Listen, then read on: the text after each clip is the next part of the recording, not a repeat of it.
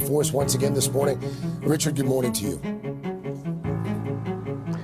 Good morning, Craig. It is extremely quiet here in the center of Kyiv right now because there is a full curfew in place. No one is out on the streets. All we can hear is the occasional explosion on the outskirts of the city as Russia is continuing its attacks this morning, hitting a 12-story building here in the capital. Life and death now in Ukraine can depend on the building you live in, which floor, and luck. As Russian attacks grow more indiscriminate, firing seemingly at random into Kyiv and Kharkiv and Mariupol, where officials say Russian troops seized an intensive care hospital and are holding at least 400 people hostage. A regional leader saying that the Russians are using those inside the hospital as human shields and are firing from inside the hospital and barring anyone from leaving. NBC News has not been able to independently confirm the incident. Russia's violence against civilians is a main reason why President Zelensky has been asking for help to protect the sky.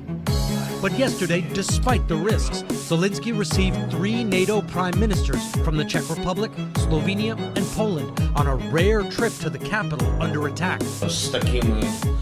With such friends, with such countries, neighbors, and partners, we will be able truly to defeat, I don't want to say who, we all know it, he said.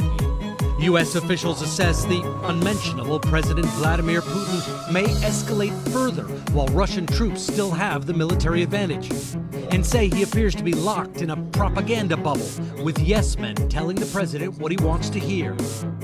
While Russian TV feeds the country a controlled diet of battlefield victories in Ukraine and of Russian troops handing out food to Ukrainians happy to be liberated from what the Kremlin claims is a neo-Nazi government, although that's not true.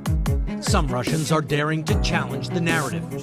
A producer rushed to the set of Russia's main newscast this week with a sign that said, "No war and don't believe the propaganda." The journalist was detained and given a small fine, around $300. Don't like Russia started this invasion, and it was really terrible. Other journalists are being silenced forever. Fox News announcing the death of cameraman Pierre Zhizhevsky, a veteran of conflict zones, killed in the same attack that seriously wounded correspondent Benjamin Hall. A Ukrainian producer and translator working with the team, Oleksandra Kushinova, was also killed. Amid all the violence, which has not slowed down, there appears to be some progress in peace talks, with both Ukrainian and Russian officials expressing optimism, with President Zelensky saying that the Russian side is appearing to sound more realistic, and the Russian foreign minister saying that there does seem to be concrete progress in the negotiations. Our chief foreign correspondent, Richard Engel, on the ground. Richard, stay safe. Thank you. No fly zone. Evil defining tyrant rulers. Got symptoms of hypnotic, being psychotic. Great world war. It's not ironic. Touch it. First, I want to go ionic. Hear the sonic. Politics. Seeking the power and reality. Building like power. Bombs out. People devour their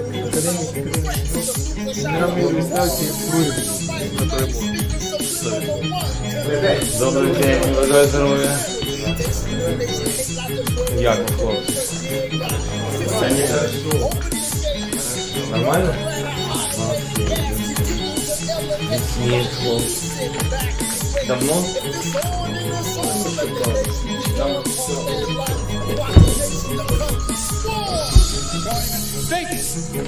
Wow. One signature. We have sacred obligations. We have a sacred obligation under Article 5 to defend each and every inch of NATO territory.